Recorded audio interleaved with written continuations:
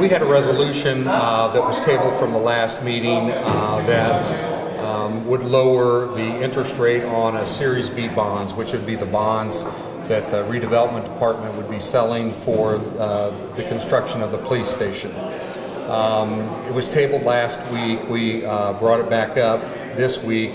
Umball and Associates came in to explain how the financing would work.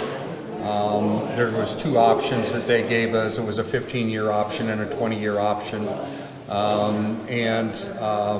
We questioned the mayor about is the city going to be able to pay for this? And he emphatically said there was going to be plenty of money to pay for the city's portion of the bonds. So then the redevelopment department felt like it was, with his assurances, that we've moved forward with the 20-year bond, which is actually a bond anticipation note that will be sold as basically an interest-only note for 2 years, and then we will sell bonds to pay off that anticipation note.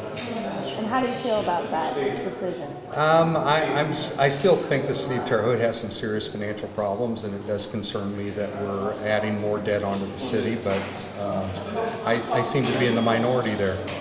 But nevertheless, you guys are moving forward tonight with this. We did pass a resolution that put a cap on the band interest rate of 3%. That was all that we voted on tonight. And there are a lot of numbers flying around just to make sure everything's clear.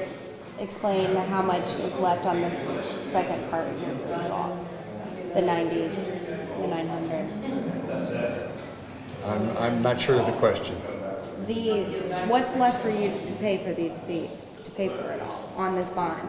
Okay, the bond. There were two bonds. We sold a bond earlier this year, and this is we're talking about a Series B bond, which is actually a second bond to pay for the redevelopment's portion of the police station. It's going to be paid with tax increment finance money. So our portion is $8 million or so.